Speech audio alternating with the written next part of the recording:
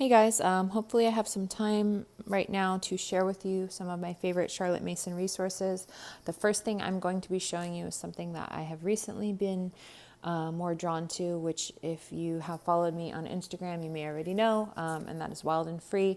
So I ordered, they had a surprise set of their 5 of their previous content bundles, which is something that I've been looking forward to getting each month. And so I ordered one. So that's the first thing I'm going to show you. Okay.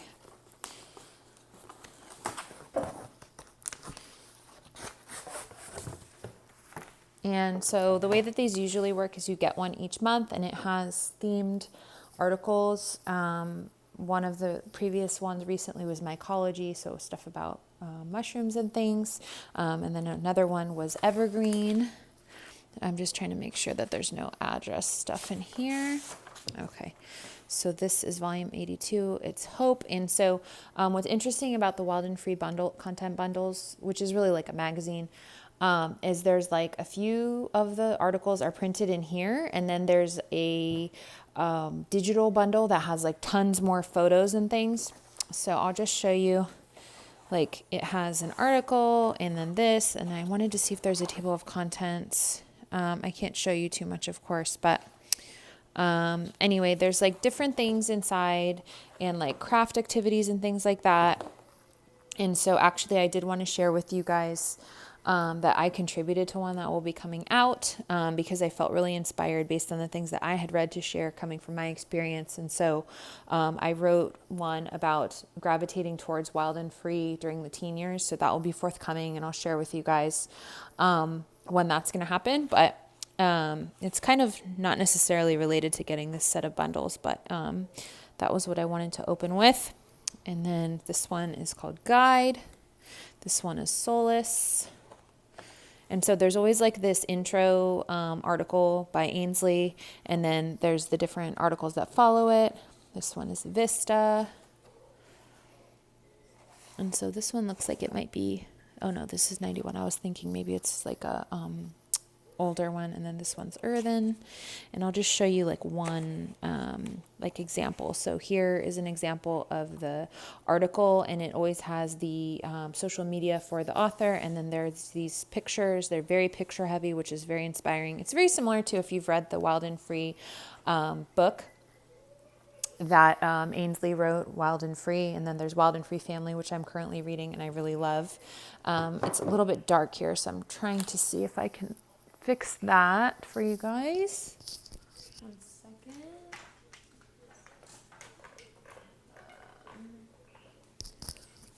Okay, it's still dark. We're having some torrential downpours here, so that's why.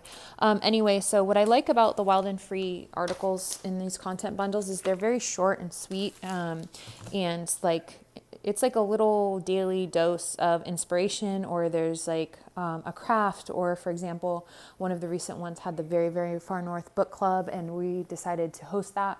And because we had already been reading, I bought the book a couple years ago and we never got around to reading it. So it really inspired me to go ahead and get that together. Anyway, the next thing I got is this gratitude journal, and this is through Paper Peony Press, which is Jennifer Pepito's company. And this is a gratitude journal where you, I think, write each day about gratitude. And so that was something that I'm interested in. I had seen a lot of things, I guess I'm going to have to break this, about like gratitude jars and things like that, where you put like the different things from the day that you're grateful for. So I wanted to, if you know me, you know I'm a journal person. And I have recently been reading Jennifer Pepito's books, which I've shared about before, and I don't have those on hand. But she has 7 kids and seems very real to me versus someone who's perfect. She seems like she lives, grounded in reality, and also is based out of California and has this large family experience. So anyway, I really like a lot of what she has to say. And so I got this gratitude journal for myself for this year. And then the next book that I have is the latest from Amber O'Neill Johnston. She is an amazing homeschooling mom. I first found her on Instagram, I think years ago now at this point. This is her second book. And so you can see the subtitle is Taking Kids on a Joy-Filled Journey Through the Heart of Black American Culture. When I first saw this book, I wasn't sure, is this book meant for us? We're not a Black family. I don't know if it would be like cultural appropriation or something like that. But in reading her press on her Instagram, she was saying this is really a tool to provide richness in studying, books by Black authors and learning Black history. And I felt like this is really a book that is for anyone who wants to expand the universe of things that they're studying. And I was specifically drawn to the concept of the book lists, because I'm a book person. Here's the back of this. And also Amber is I don't know if she's on the board or not of Wild and Free, but she speaks at their conferences, is involved with their organization. And she's also on the board of the Alviary, if you're familiar with them. So let's take a look at the table of contents. So here is the table of contents. And then there is the book list. That's so cool. I love how this is organized. Let's see if we could just look at, early elementary. So page 108. And I did get this, I ordered this before it came out, but I hadn't been able to film it. So here we have, here's the book. So this is kind of interesting. It's kind of like Honey for a Child's Heart, if you're familiar with that book. It's giving you the book. It's giving you stuff about how to dig deeper, thought discussion. So that's exactly what I was personally hoping for, to be able to use this book. It's very accessible, and I could just tell, you could open this and go. So I'm so stoked about that. And also congratulations to Amber on her second book. This is amazing. I'm so happy for you. Thank you for bringing and sharing your research and expertise with us in the homeschooling community. Okay, the next thing I want to share about my favorite Charlotte Mason resources is about artist study. So if you are doing Charlotte Mason, and by the way, I'm not an expert, so I could be doing things wrong. I would not be surprised. You decide or are told by whichever curriculum company you're with. So for example, there's like Ambleside Online, there's the CMEC, there's the Alviary, what have you. Years ago, I was with Ambleside Online, and one of my dear friends, who I'm still friends with, printed up these. I totally went on a tangent. You have different artists that you're studying, right? So these ones are, for example, my friend made these. These are Copley. So she had these printed at Costco, and I think Costco doesn't even do prints anymore, but you can see they're great quality. And then she printed out the information about the print to put on the back. So you would know immediately what is this painting. But back in the dark ages of 10 plus years ago, and I'm totally joking about the dark ages, you would go like onto Ambleside Online, and it would tell you which pieces of art to study, and it would go to like a Wikipedia page or just Google image search and show you the painting. And like that was it. There was no like website that had everything, or like a single file in Dropbox or stuff like that. Like you had to put these things together, but it would tell you, the Ambleside Online would say like, study the nativity and study like the names of the pieces. This is the Copley family, for example. So these are all of the selections that, and this is actually, I think, in a museum in San Francisco. I may have seen it because this guy always, I think, looks like Jack Black. I don't know if you guys could see it, but it's so funny to me. Oh, it's Paul Revere. Just kidding. But doesn't Paul Revere look like Jack Black a little bit? So they tell you the names of these pieces, but you have to put this together. So my amazing friend made a set, I think, for herself, and then she made me a secondary set. So this is like my favorite Dark Ages way of doing artist study, is having all the information on the back and the 8x10 size. This is how I did this when it was my, independent self putting this together. I'm pretty sure these are Homer. So this one says Home Sweet Home is the name of this one. It's about, I think, Civil War artists, and these only yeah, Winslow Homer is the artist. So these are just the names of like Shutterfly. See, I ordered them in Shutterfly, the name of the file. So I downloaded it and had it printed, and then I put it into these sheet protectors. But like, I don't have any of the information about the painting, what the, you know, medium it was in, what is the painting called, even on some of these. And then I think this might be a different artist. Oh yeah, so then this one I was a little bit more organized. And so again, whichever curriculum company you're utilizing will tell you which artist to study. So yeah, this one's Degas, and then it's like a 5x7 or 4x6. This was back when my printer still worked pretty well. So I think I printed the paper separately. This one I think is Homer, possibly. Yeah, this one's a Homer. And then this is Degas. You can tell by the ballerina. This one. Yeah, Degas. Okay. So anyway, it's kind of like all over the place, right? Not cohesive. You have to do a lot of legwork. And as someone with 6 kids, that is not something that I have necessarily the time for. So I was very blessed to discover that Simply Charlotte Mason sells these picture study portfolios, and probably other places do too, but these are the ones that I like because they come in this nifty container. And with each artist, you have a book about the artist, and you have these prints that come, which are full color, and this is like cardstock.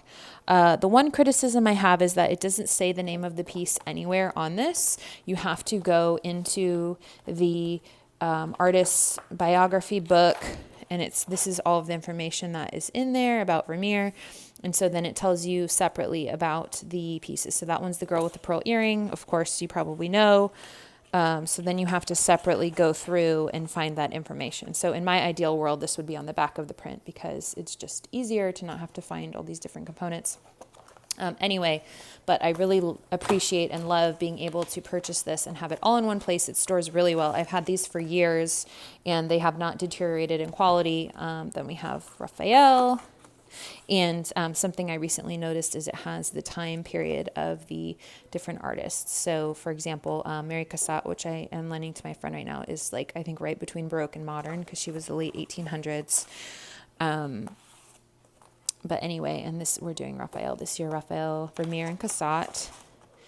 And they have ones that I don't have. I would love to own all of these. But this is the back of the portfolio, and it shows you what's inside of it. So super easy. And then this is Constable.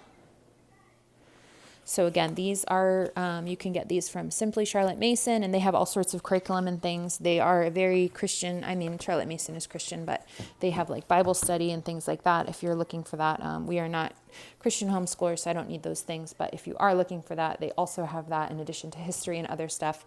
But I primarily get these portfolio studies, as well as I really like their YouTube channel and podcast. They have so much wisdom and just cool things to share.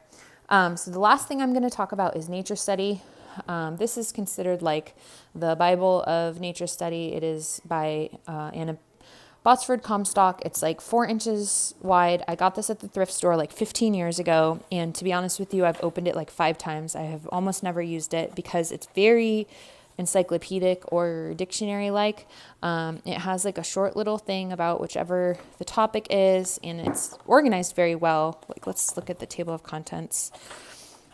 If I can find it.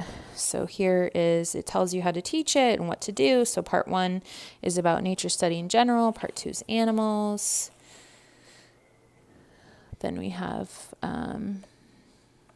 fish, insects, which is all under animals, of course. Then part 3 is plants. Hopefully you can see this. I know that my lighting and framing is not great today, but I'm trying to quickly jump on here today. So it's like a wealth of information, but for some reason for me, it's just been very daunting and not accessible. Maybe, I know people love this book. So, and certain Charlotte Mason curriculum companies will assign certain animals and things. I'm just trying to be completely honest and tell you that I own it, but I really don't use it. But yet I still have it. I have not done the Marie Kondo, sending it on its way. I have kept it. So what I actually do like is a couple of things I'm going to show you.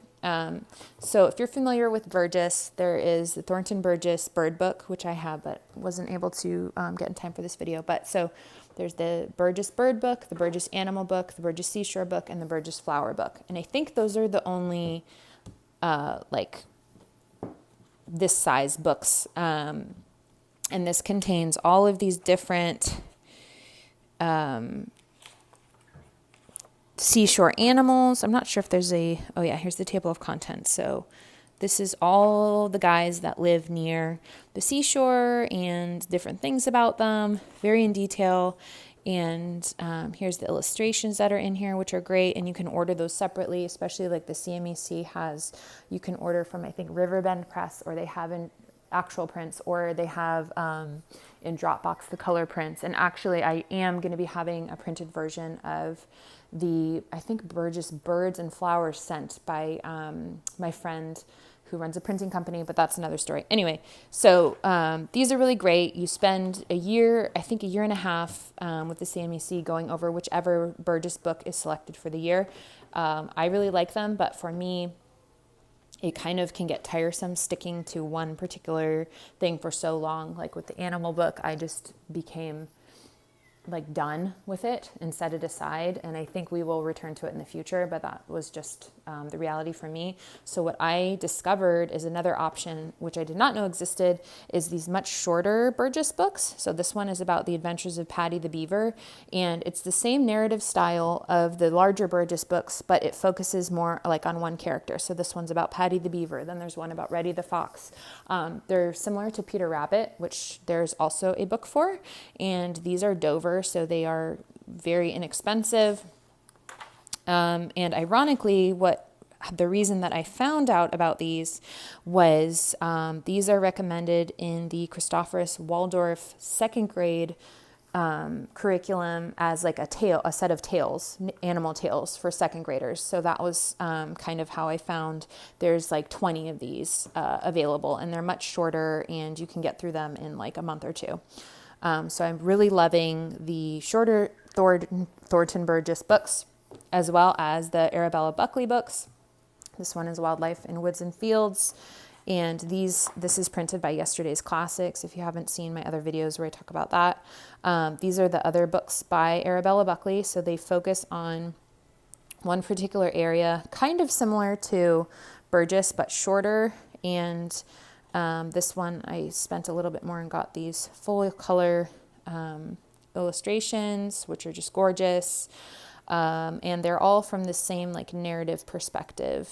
Well, this one is like someone is telling, I think like one of the children is telling the other children about what they've observed or something like that. So it's like more of a first person, whereas this one is third person. But these are kind of more scientific, whereas these are more like tale oriented. And then the last book, which I really, series I'm liking for the nature study, is these are the Clara Pearson books. I don't know if you could see, I know the lighting is horrendous. So there's Among the Forest People, Among the Meadow People, Among the Night People. And it talks similarly to the Arabella Buckley books about everyone that lives like within that situation. And this, I think, is a copper plate. My husband was telling me that a lot of the illustrations in these books are made from the prints where they would engrave the copper plate and then make a print with it. But anyway, this is another series, and this one is assigned in Blossom and Root, or at least it used to be. Not this particular book, but the Clara D. Pearson books in general in one of the curriculums. I don't remember which one. And so here's the contents. And so you can see each one is about a particular critter, and this was written in 1898. So this is also printed by Yesterday's Classics, in case I didn't already say that. Yeah. So the Arabella Buckley and the Clara D. Pearson books are there. There are also other versions by different authors, but I wanted to get all of these original covers of the Pearson books, and it used to be like when this first came out, it was cloth, as you can kind of tell. This is just a soft cover. So Anyway, so those are the nature study resources that I like to use in our homeschool, just to kind of recap. And then I like to get the picture study portfolios from Simply Charlotte Mason. And then I love following inspiring mamas like Amber O'Neill Johnston on Instagram and wherever else I can catch her. I'm also loving Jennifer Pepito's books. She has her own curriculum as well. It is called Peace Something Press, not Peace Hill Press. Maybe it is Peace Hill Press. I always get it confused with the Well-Trained Mind one, which is also Peace Something. I have not looked into her curriculum, but I have friends who swear by it, especially for the younger years. And then, like I said, like I opened with, the last thing is these Wild and Free content bundles. They're cool. What I think I like about them is it's like getting the knowledge from a book, but not having to read through a whole book, if that makes sense, and hearing different homeschooling moms' perspective. It's kind of like reading a blog in print from like 10 different people and hearing what they're up to and different things like that. So as an Enneagram 7, I love that. But that is all I wanted to share with you guys today. Thank you for watching. And if you want to hear more about our large family homeschool, eclectic homeschool, please make sure and hit that subscribe button. And thanks for watching.